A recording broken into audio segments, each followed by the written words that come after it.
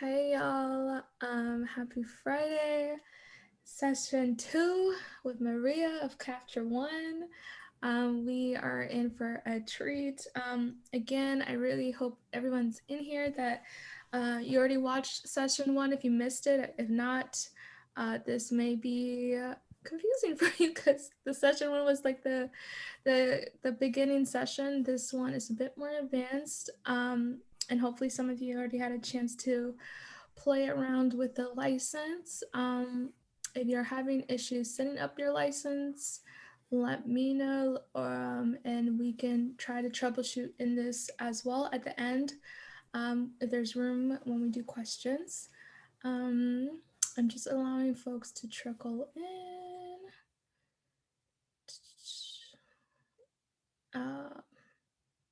Okay, who is ready? I know you have a busy day, Maria. So, for those who don't know, Maria's in Spain, so that she's like 4 o'clock, I think, right? Yeah, and that you still have more things to do in your workday. So let's just get started. Sorry, my bad. Okay, recording there, right? Yes, We're yes. on. Definitely recording this, so you don't have to do it again until Great. much later. Sorry, y'all. You're good to go. Great. So, hi, ladies, again. Super happy to be here for this second session. As you know, I can see some faces from the last time. If you haven't watched the first introduction to Capture One, I suggest you do, as Polly said.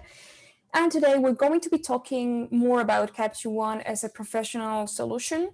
And for some of you who are completely new to the software and had never heard of it before this collaboration started with Black women photographers, Capture One was mainly known traditionally for being a tethering solution for professional photographers. So our traditional user base basically started at studio photographers, like studio professional photographers. So basically ad photographers in fashion, but not exclusively.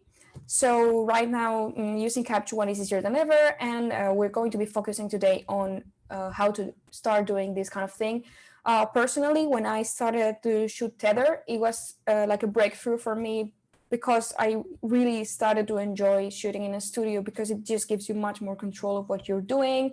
It gives you control of what is in front of the camera, what is going on with your camera, focus, lighting. So it has a ton of perks, and it's actually not that complicated to set up as we're going to see today. So I'm going to start sharing my screen, and just as the last day, we have a very brief introductional presentation. Then we will jump right on to the Capture One interface. Are you all able to see my screen? Yeah, okay, perfect. Okay, so, yeah, so this is also from the other day. I'll send this updated version to Polly so she can distribute it for you because I added some nice links and tips and tricks, so you have everything at hand. So today is a bit shorter, actually. Well, it also depends if you have some questions at the end. It doesn't necessarily have to be about the session today. It can also be, as Polly said, if you have been playing around with software and you come up with some questions and some things that you don't know how to do or how to set up, I can try and help you in the end of the presentation. It's being recorded. Feel free to ask your questions. You can type them on the chat. You can just unmute your microphones and feel free to interrupt at any time. And you can also, use the chat to interact because, it's more dynamic this way. So let's get started. As I said, tethering and professional workflow. So there is many advantages to shooting tethered. And basically, if you're shooting Tether, it's synonymous with Capture One because it's what it was created for. If some of you didn't know, Capture One was created from the Phase One company back in the 90s. So back then, the first digital bags, they didn't even have a screen. So it was kind of a must to shoot Tether to Capture One because if not, you couldn't see what you were shooting actually.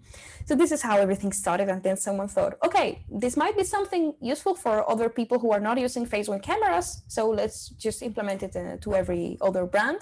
So that's what we did. And yeah, this is the main advantages of shooting tethered. Of course, you can review your shoots, your images as they come, and it's fairly fast. The reason why Capture One is a professional solution, not only for Phase One users, but for every user, is because it's very stable and very fast. There is always some exceptions, and there's some things to take into consideration, like resolution of your camera, Of course, the technical setup of your computer you're using to tether, but it's normally fairly fast. There is also some other stuff that it's interesting to look into, not only the visual part of things. So you can actually control your camera from Capture One. The amount of control that you're going to get, it's going to depend basically on the brand of your camera. The one that gives the most control to us is Canon. Also Fuji and Sony are good to go, and basically any compatible camera for tethering, it's going to allow you to do the very basic stuff.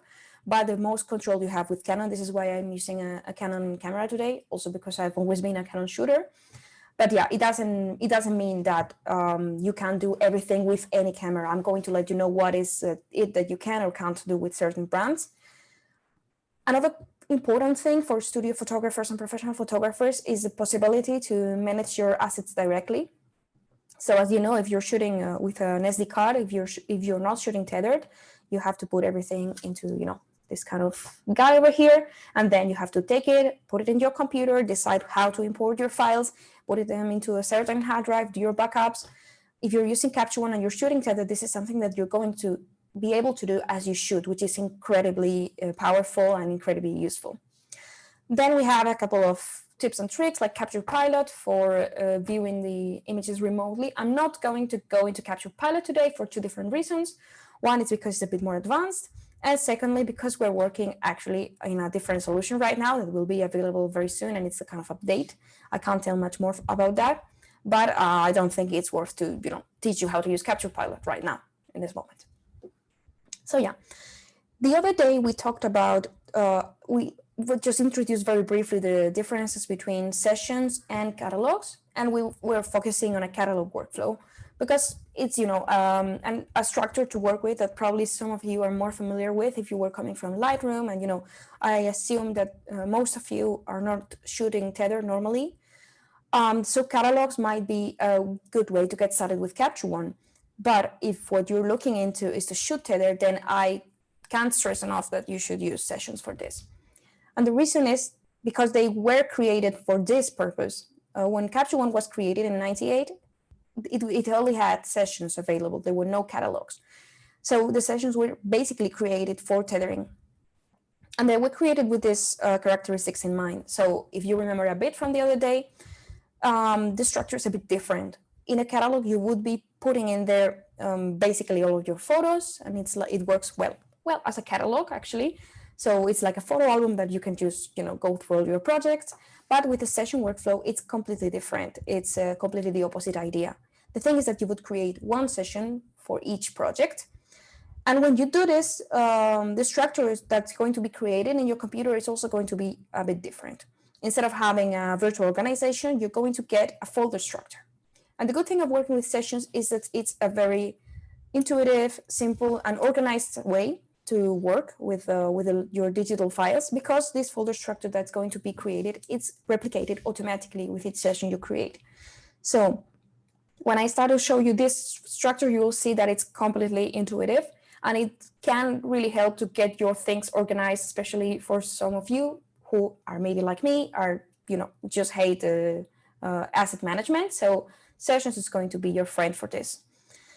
It's also great for collaborative work. If we think about the people who use sessions, it's normally people who work in a team, who might have external retouchers, not necessarily, but it's something that can happen. So when you're working in a session, the good thing is that everything is going to be self-contained into this session folder. So you're going to have the original raw files, you're going to have your processed files, you're going to have all of the metadata internal to Capture One. So like tags, keywords, star rates, adjustments to your images, camera profiles, anything that you might have generated for this project, it's going to be into this session. So for example, for backing up, you just take the whole folder, you put it in your external hard drive, and that's the way to go. So I know it's a bit abstract to talk about it like this, but you're going to see it immediately that it's fairly simple to work with. And yeah, we will be showing some of the useful tools that you can use for tether shooting. Not only you can control your camera, you can also normally do a live view, which is, a live view. So you can use this mode to compose. Sometimes, like in Canon, you have remote autofocus control, which is super great. Capture palette I'm going to leave aside, and some composition tools like guides and grids and overlays that are going to also be helpful. So for today, I thought that the easiest way to start is just to create a new session. And I prepared a very simple setup, which is you can't see on camera. I don't have more than one camera, unfortunately, but it's just right by me. And you're going to see what it's about in a moment. So we would go into the Capture One interface. I don't have any file open, so I'm just going to go ahead and create a new session. And naming of the session, it's something important because when you are creating a session for each project, if you're not mindful of how you're naming things, you can end up with a total mess. So I'm going to give you a piece of advice so this doesn't happen to you. Use always the same structure for naming. And I'm going to give you the one I use, which is logical for me, doesn't have to be for you, but the one I do is I create inverted dates, so year, month, and date, which is a 4th, if I'm not mistaken. Yeah, 4th. So I write it in an inverted fashion, so it will always, in my computer, when I start stacking folders with folders, it's always going to be chronologically ordered automatically. So I will always write this slash and then the name of the project. So for this case,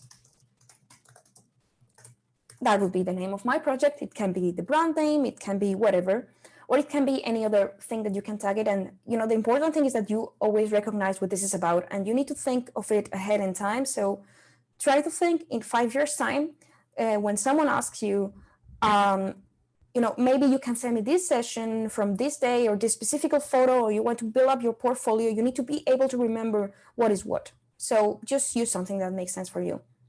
So I go ahead and click OK. So this is my new session. You can see it's the empty interface. And let's just get started with the first tool tab. If you remember from the last time, that would be the library. And the library is a bit different in sessions and in catalogs. Aside from that, the interface is exactly the same. So if we take a look here, you can see that in the library, we don't have collections, we have folders. And then we have a capture folder, selects, output, and trash. And this is the folder structure that gets created and it will be automatically replicated. I'm just going to show you what happened in the computer meanwhile. So I just right click and show in Finder. And you can see here, it was created in my desktop, which is a mess, but you can see that a folder was created and it has the name that I gave to the session, which is also here, as you can see. And inside this folder, you can find exactly this kind of folder. So capture, output, selects, and trash.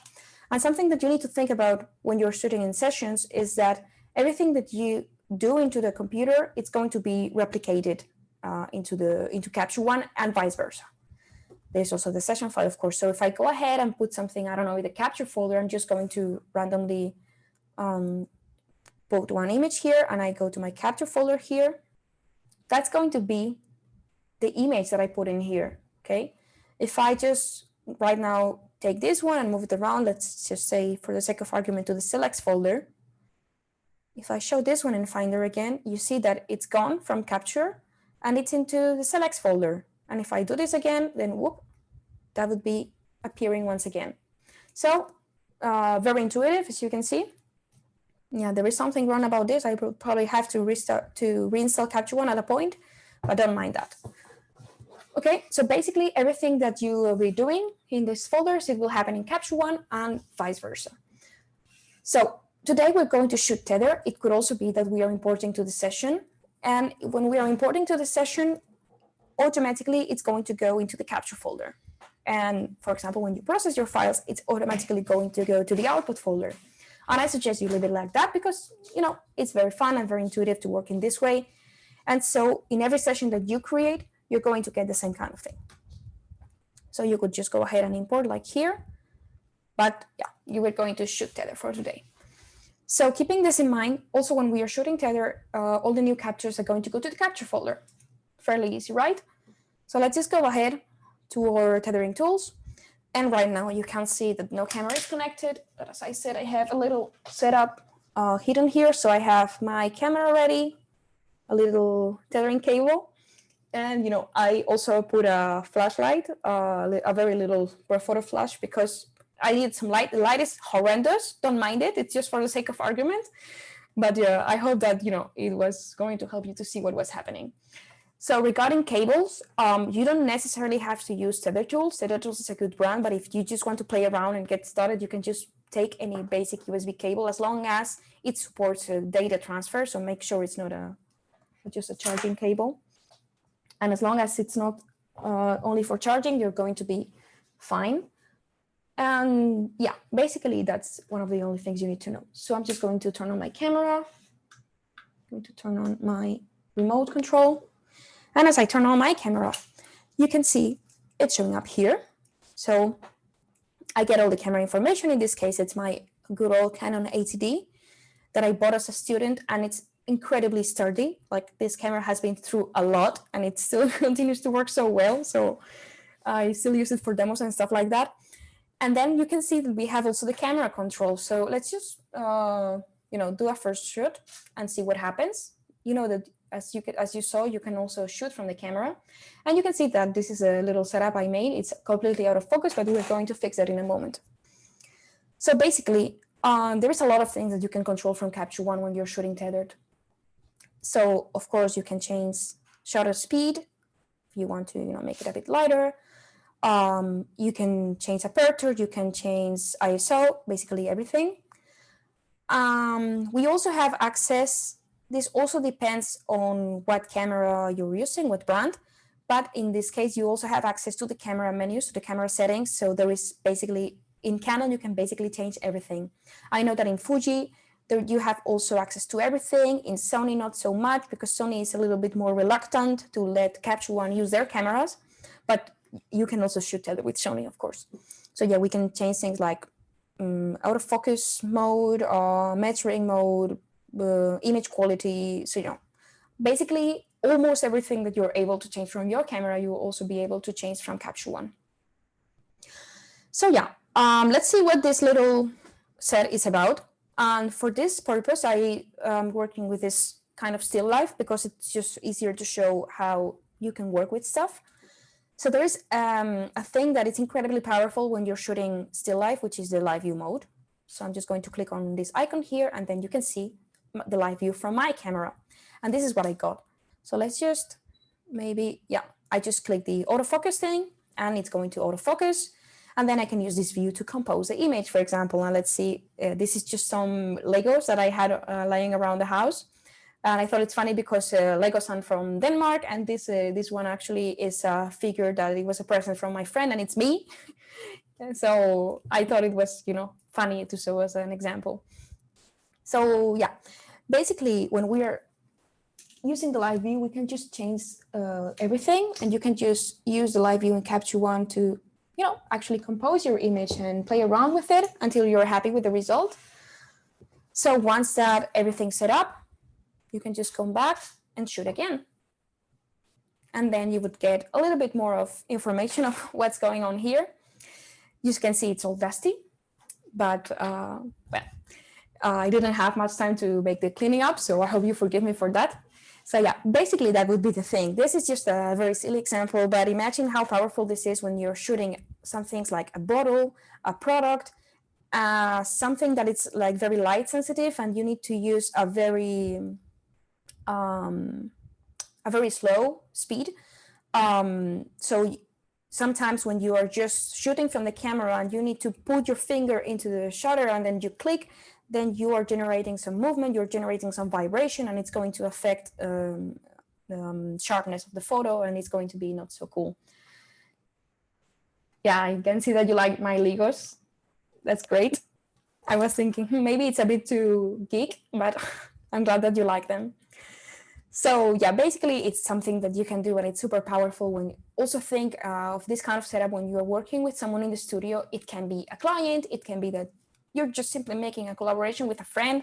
And this can be also used for portraits, of course. You just need to handhold your camera, be a little bit mindful of the cable, and that's going to be all right. And think about how powerful it is when you're working with a team of people and everyone can see what's happening. Not only you have to show them in this little screen of the camera, it's just like this became the professional way to work because it just makes everything so much easier when you're shooting in teams. It can be a model, it can be a food stylist, it can be a makeup artist, it can be whoever. And it's just going to make everything much easier because you'll be able to actually communicate with the people in your team. So yeah, that's great. Just to talk a little bit more about things that you can do in Capture One. In this case, this feature is, I think, Canon and Phase One only. I'm not sure that any of you has a Phase One lying around. Probably not, unfortunately. But it's also for Canon users. And the autofocus thing that I used before, just, it will use the point that it's selected from the camera. So in this case, it's a central point, probably. But this is also available for Fuji and for Sony. But then in Canon, we also have like these little arrows here. And then I just love these because it makes things so much easier to focus where you want. So let's say, for example, that I don't want to focus on the center. I want to focus on my little mini me. So I can just, play around and control exactly where the focus is until I get as close as possible, which would be probably around there. The resolution of this camera is not so great, but when you can zoom in 100%, that's going to be really useful. You can shoot from here as I was doing. Also, there is a very handy shortcut, which is Command K, Control K in Windows. So you can see here, let's see, yeah. It's quite a focus, it's just a bit towards here, but then you can just go here again and easily fix it. So probably that's going to be, I think, what happened here with the light.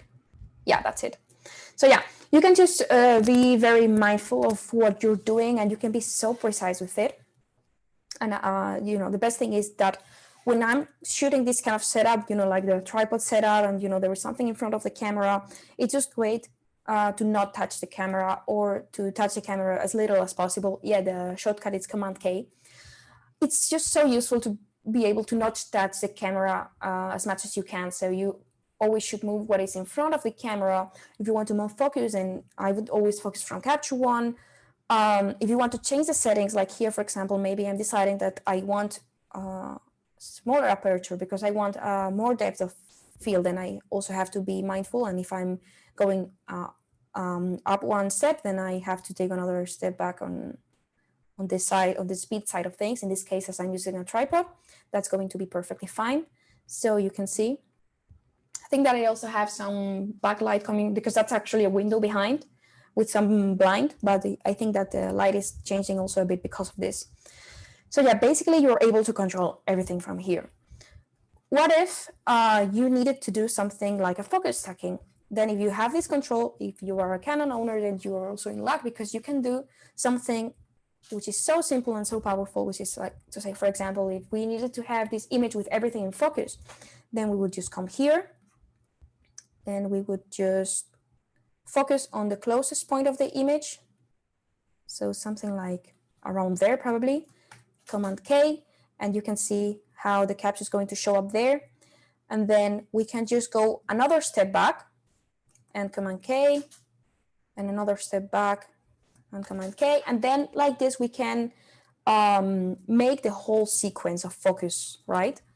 So we should probably see that the furthest point is up there. So yeah, Command K, and so on. And you can shoot as many as you need. I have been doing the big jumps with the 3 arrows, but if you use the others, it's going to be a little bit more subtle. So depending on what you need.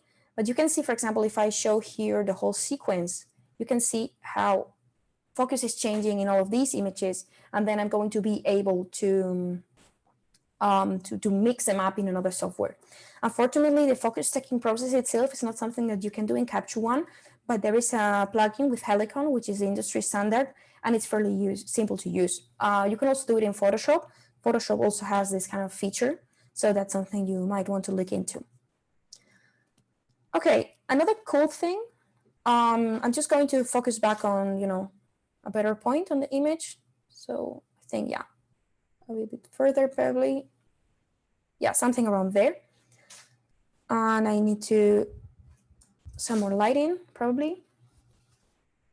Okay, so let's just say that this is our setup, right? And that we're happy with the lighting. as I said, it's terrible, but don't mind it. Let's just say we're happy with light, we're happy with focus, and then we just want to keep shooting, right? And we want to have different options because we want to, or because maybe this is a client assignment. So let's just say that I don't want my client to look at the very raws because, you know, they're normally not super pretty. So another cool thing that you can do is you can apply very simple adjustments, well, simple or not, but you can, for example, apply some contrast, or even better than that, you can apply a curve, RGB curve in this case.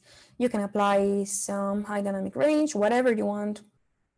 Probably you would like to apply some clarity as well, and some saturation. Even if you remember from the last session, if you want to apply like a color LUT, we can do a very simple color balance, something like that, maybe, you know, whatever you like. And then another cool thing is that as I keep shooting, all these adjustments are going to be applied instantly to all of the photos. So same thing that, for example, if I wanted a cropping, and let's say that there's a client here, I'm shooting for Lego somehow, and, you know, they said, okay, I want a square format for Instagram. Okay, so let's see how that works. The next capture is going to be a square format until I say otherwise. So if I come here, I say, okay, let's just go back to normal. And as you're shooting raw, remember that you can always go back to what you used to have. So that's incredibly great to have as a tool in a session, and, you know, you are able to not be showing the complete RAWs. You could also, for example, apply a style. So let's go back and let's just see what we have here in our toolbox for styles. Let's just see, let's try one of these editorial color grading stuff. Some of these are quite cool. So maybe this is cool, but maybe a bit too aggressive. So let's just find something. Yeah, this could be. Yeah, let's just take this one. And instead of just applying it to the background, I just apply to a new layer. Whoopsie, just like that. And then you can see that the style showed up here. We can reduce opacity to maybe around 40%. So we are not completely raw, but we are, you know, fairly okay. And as we keep shooting, this style is going to be applied in the same opacity. So that's going to be incredibly helpful for us. So it's quite cool. Some other stuff that you might want to do with your interface when you're shooting like this, as I said, I think that this is like quite simple. It's just about setting up your camera, making sure the cable's good, making sure the connection's good. There can be also the moment where there is some connection issues. I'll send you, or maybe I will add into a presentation a guide for that, because there can be moments where, you know, like suddenly the camera is not connecting or connection's unstable and stuff like that, that sometimes happen. And most of the times it's basically up to the strength of the connection, right? So maybe your cable's too long, or maybe it's not so good, or maybe you know, sometimes it's also the computer doesn't have enough power to maintain the connection going, so you might need to use a hub or something like that, but it's usually not the case, to be honest, but it does happen sometimes. I think there is a question, do the styles added when shooting also get saved?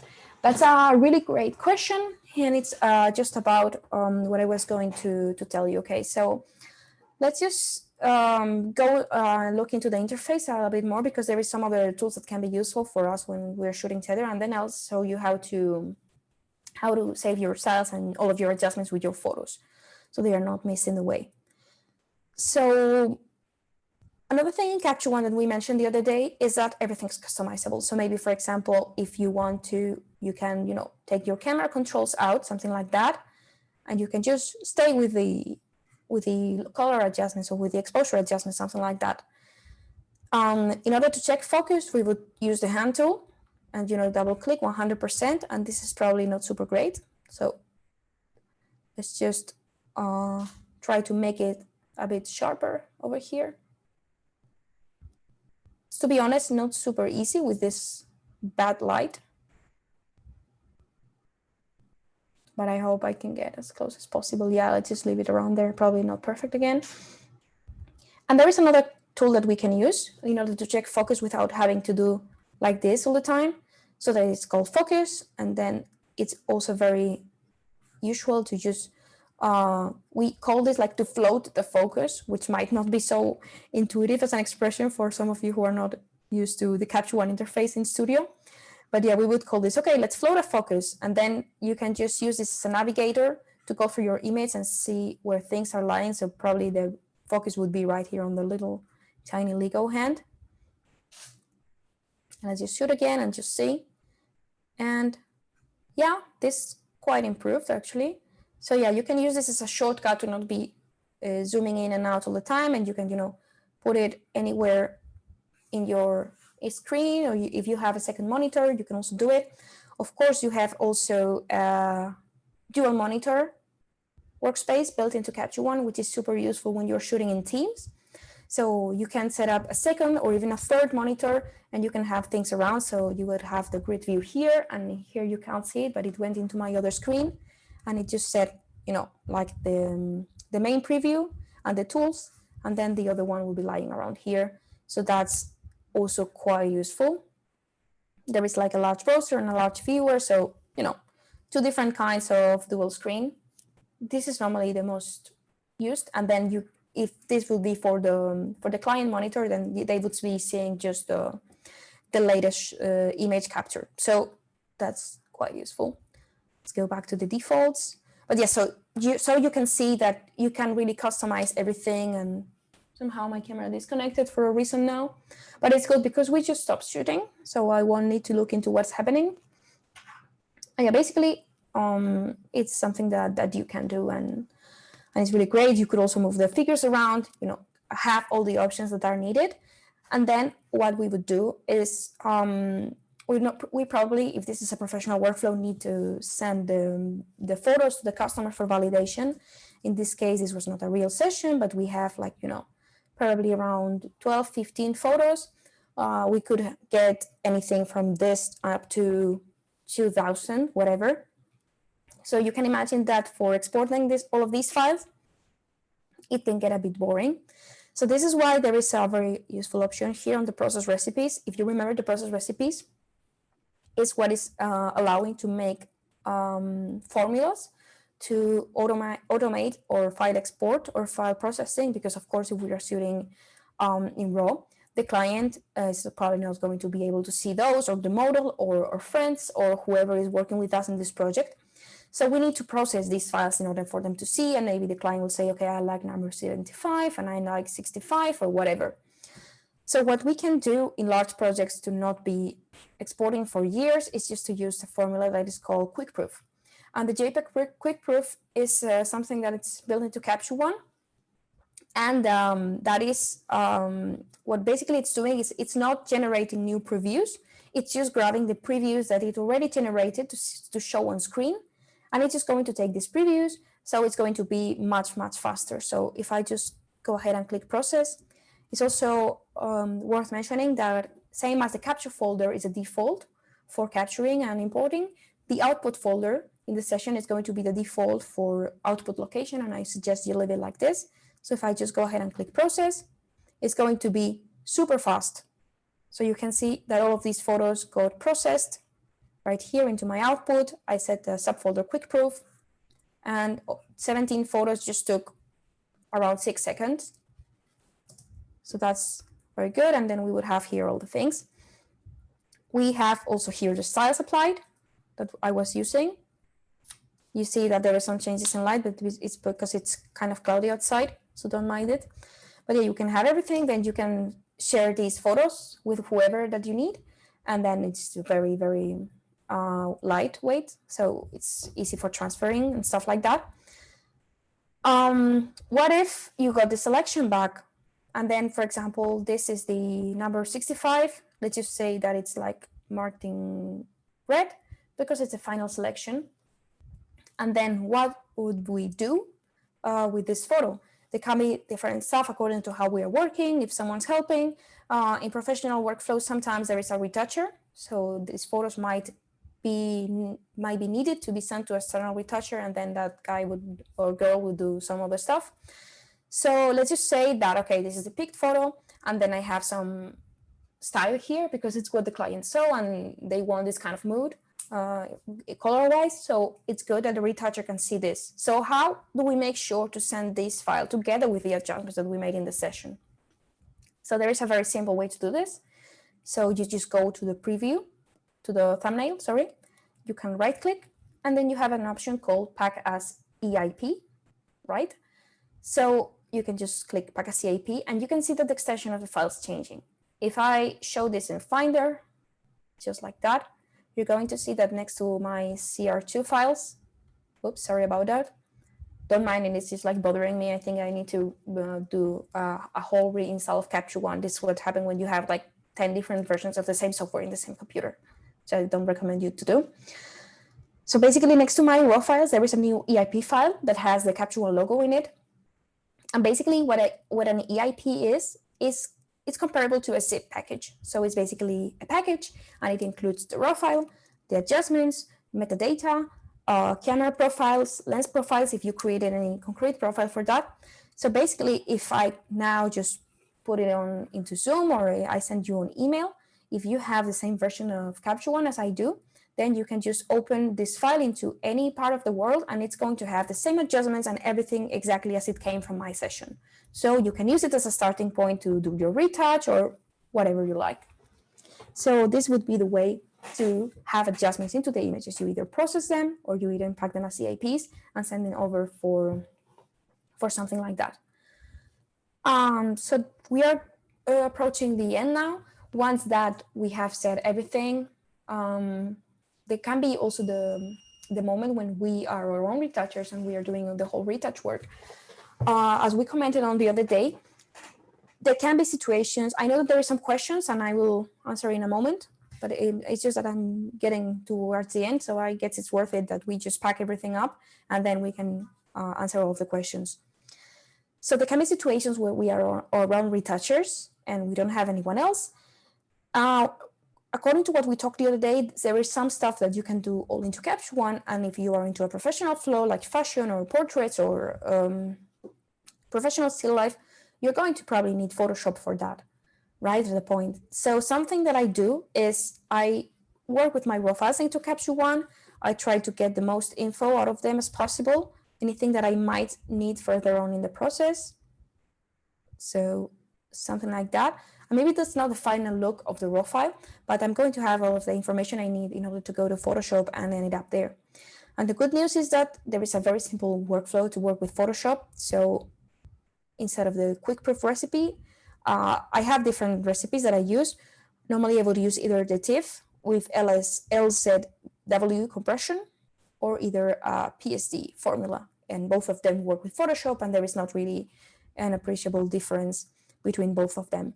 Normally I would choose PSD out of habit, nothing more like that. And I can even set to open Photoshop right directly so Photoshop will launch right after this image is processed. So if I just go ahead now and click process for this image, that's going to be processing, and Photoshop is launching on my other screen, and here it is. So basically I got this image right onto Photoshop, and then it's on the output folder. So let's say that I need to clone some stuff or heal some stuff into Photoshop. That's going to be faster, whatever. Let's just do something silly so you can see a big difference right away. So let's just do a very advanced retouch like this one. I'm just going to save this file. And in Capture One, if I come over to my library and I go to my output folder, well, I need to actually add it here because it went to a subfolder. So another thing that you can do is to use the session favorites. So if it came here, yeah, the thing is that it came into the subfolder for PSD that I usually set up. So I can either just put this one on output, and then that would be appearing over there. Or I can just put it back onto the PSD and just take my PSD folder and drag it out in here to the session favorites. And that's going to be kind of like a shortcut to the folder in the computer. So you can see that all of the adjustments I made into Photoshop are loaded into Capture One. And if I wanted to, do a final color grading thing, something, it's amazing. Okay, so that would be it, basically. this is the professional tethering workflow in Capture One in a nutshell. You don't need to use everything from the start, okay?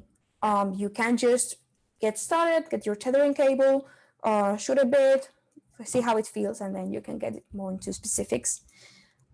As I said, don't be so worried if some of these controls don't show in your camera, because it might be that these are not compatible with your camera. Okay, so yeah, that will be it basically. Let's take a look at these questions. Amazing. Thank you for another informative session. I see a few questions in the chat, but I know you addressed a couple of them. For those who did not get their question addressed, do you want to unmute yourself and ask your question? And then the rest, you can think about any questions you may have after this first session and after if you've been able to play around with your license. Hi. Hi. Hi. Thank you so much for this. This is really great, especially because I didn't manage to make the first one, but I watched it yesterday, so I'm kind of caught up. Great. I had a question about the transferring or like the working between Photoshop and Capture One. Does it matter which version of Photoshop you're using? Because my version is pretty old. I don't think so. No, I think it should work fine. I have never used an old version of Photoshop for that, but I guess the command to launch Photoshop would be the same. Okay, thank you. I can see there was a question in the chat about negative scanning. I don't think that scanners are compatible for this, but as it was brought up, I did want to show you a very cool workflow that I do, which is just reshooting digitally my negatives. And it's something that I absolutely love doing. And I was working on this precisely this morning. So I created a session for an old project that I'm working with, and I'm preparing a series of photos. So I have my session here. And basically what I did is I took a Sony camera that has high resolution, and I just, reshoot my negatives. And this would be the whole series. So the thing is that if you can see here, this is cropped already, but you can see the negative structure here. And basically I reapplied adjustments here. So this would be the flat thing. But by doing this and having an actual raw file from the negative, it's super cool because you have a lot of control into what you can do, and you can add contrast and you can heal some of the spots. So I love doing this if it's useful for anyone. Awesome. I think, Pamela, did you also have a question?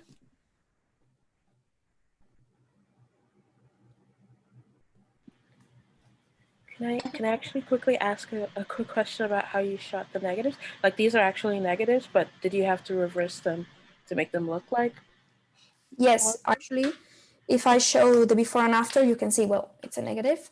So what I did for that was actually from the curve. Yeah. So I just basically went to the Luma curve. I wanted to do the Luma curve because I didn't want any color dominance to show up. So normally the curve would be like this. And I just basically inverted it. So that's how you can get them positive. Thank you so much. I think there is a very good question in the chat. When you shoot Tether, do the images save on your camera card too? That's a good question. And the answer is it depends on what camera you're using, what brand and what model. So for example, this camera that I have here right now is not able to do this. But Sony cameras are able to, Fuji cameras are able to, and I think the mirrorless Canon cameras are able to do it too. The thing is that it depends on the camera, and it also puts some pressure on the buffer. So this is also why some of the older cameras can't do it. But I think that now it's quite standard that you can shoot in the same time to the computer and to the camera card. I actually have a mirrorless camera, and it is not working that way. My DSLR did, so that's why I was asking the question. Okay, that's interesting. Weird. Actually. Yeah. Which cameras are those? The 5D Mark IV and this R6. The R6 won't do it unless there's something in the settings that I need to fix. It could be that I would check it. I would say if the Mark IV is able to do it, then the R6 should too. I would think so too, yeah. I mean, I just started playing with it, so I just, I'll keep working with it. Yeah, sometimes you have to actually set it to save in both places in the same time, so check it out. Okay, thank you. I have a question about the the licensing. Does it work only on one device, or could I do it on two? Because in my industry, I would need to have it on a computer in the house to do all the editing, but then on another computer to actually take to the location, because I use two different things. So what we call single user licenses that are actually meant, for photographers, they always have two activations. So you have, you can use them indistinctly on Mac and Windows. On the license that you have from the Black Women Photographers Collaboration, I think that you should be able to have two activations for each of you, but I'm not completely sure because I didn't set up this key. Okay. I'll follow up and ask about, because so for now it's just one. So and I want to make sure everybody gets their one. But yeah, I will follow up and ask. We're playing like email tag because of the time zone difference. So because the other guy is in Denmark, she's in Spain, and so, but patience, y'all, I'm working on it. So I will keep you guys posted. I was just wondering, because it was like, if it has to go, if I'm using it only in the locations, then I would have to make sure that it's on the right computer for that, since I know as an architectural photographer, a lot of the limitations that it has would possibly be only for the tethering aspect. And then for the doing it inside or in the studio or whatever, it would be the final process. So I'm trying to tweak the beautiful software to photograph buildings with this and make sure that it still works and does what it needs to do. So thank you. Hi, Maria. I have a question. So I had downloaded the trial version a while back.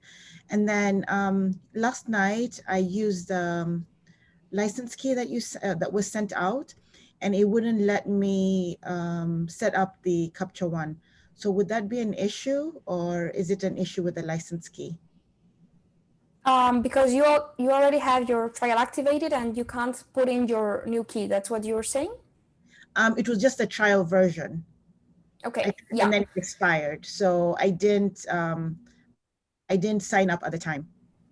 Okay, so you should be asked to put in your new license key if the trial has expired. If it's just about to expire, then you should probably just go up here to license, and then you click on deactivate. And the next time that you launch the software, that's going to ask you for a new key, and then you should just put on the new key that was sent out. Okay. I know that this is not super intuitive. We're working into changing this because it's actually a very common question. Okay, and then I have another question about the tethering. So in Lightroom, you could usually, you can rate the images, and then say the client selects 3 images. And then on a screen, you can hit the letter N and be able to see all the images side by side. So in Capture One, how would you do that? It's a letter T. All right. This is what you meant, right? Yes. And so you would select, say you selected 3 of those images on the top, and you just want to see all those 3 for them to make a choice on which one's the best one. Then you should just pick the 3 of them, and then they are automatically going to be there if you have this option selected, which is by default it's selected. It's to allow grid view. So then how would you have the big screen so that I don't have the menu on the side? Is it F or a different? It's Command B, Control B for Windows. And if you want to hide the tools, it's Command T. Okay. Thank you so much. Thank you. Hi, Maria. Can you tell me the easiest way to convert from Lightroom to Captured One? I have like over 40,000 images. They're all tagged and everything, and I cannot lose my tags. Okay. There is a way that you can import your Lightroom catalogs into Capture One. So I can't do this from the session, but I can do this if I create, let's just do it for the sake of argument. Let's create a new catalog. Just call it whatever.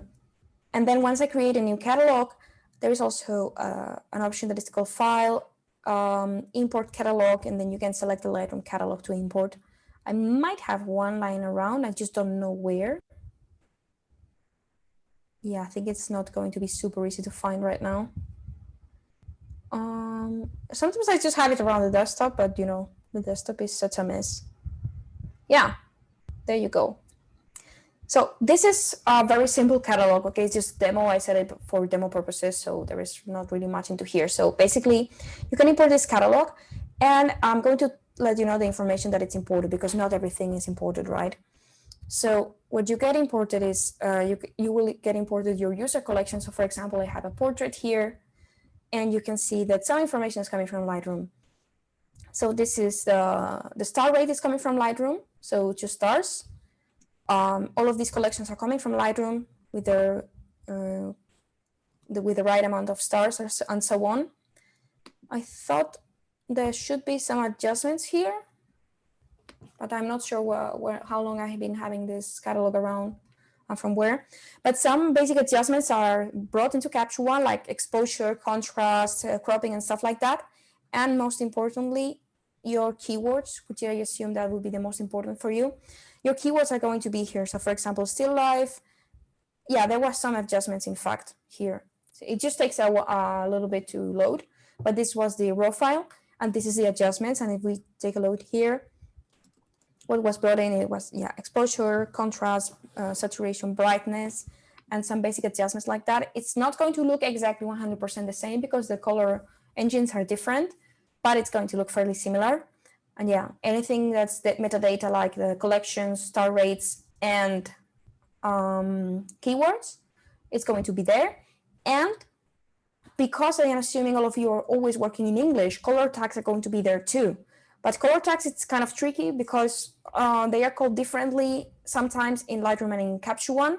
So I think in English it's okay, but because I use Lightroom in Spanish and then it's not called red, the metadata information is not called red, it's called rojo in Spanish, then Capture One is not going to recognize it because it was called rojo instead of red. So it's kind of tricky. But I think that if as long as you're always working in English, you're going to get your color tags into Capture One as well. I know it's not perfect. We're still always working to improve this, but I hope it's good enough for now. Thank you.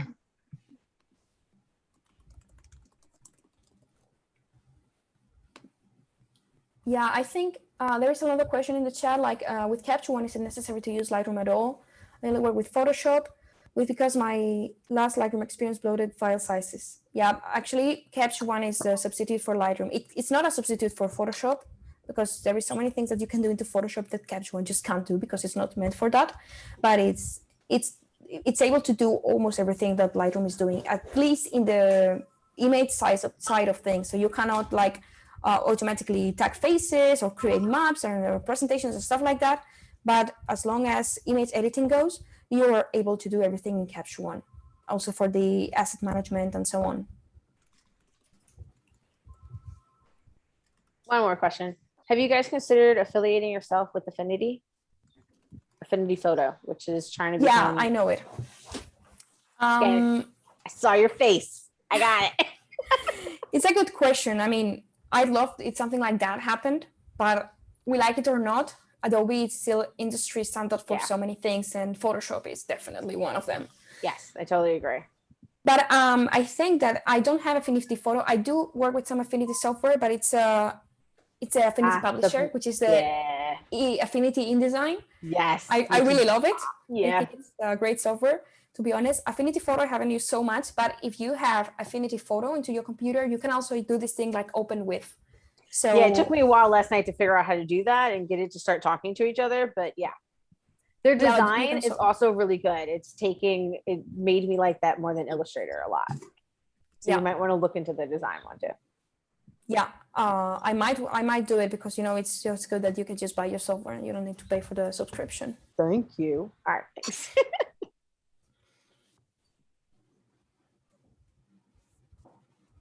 And yeah, and there is some other questions about sharing images and stuff like that. There is in fact some plugins for that. Well, in the presentation, I just added some info of the process recipes here. Another way to do a round trip to Photoshop, so you have it at hand. And then there are some plugins that you can use. And I know that some of them, I didn't put them here because they're not super popular, but they are some online portfolio solutions. So yeah. There is some plugins for online portfolios that you might want to take a look at in the plugin section of Capture One. There is also the color checker if you want to create your own camera profiles. There's Helicon Focus, as I said. So if some of you are doing focus stacking regularly, you might want to check it out. And yes, the slides I will send to Polly. So I basically made them for you to have a starting point to do all of this, because I know it's a lot of information when you are getting started with another software. So I hope it will make things easier for you. Any other software related questions or questions from the last training that you may have had? Thank you so much for this opportunity. Thank you. Yeah, JPEG Mini is also very cool, actually. It's also got a plugin that works directly with Capture One. So let's just end this training with this little fella here. I'm glad you like my Legos.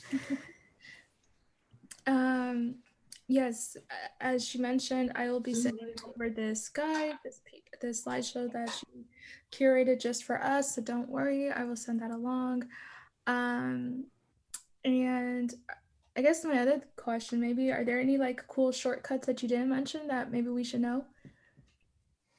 I do use a lot like this G1, Command K I use so much, Command C, Command B, as I said.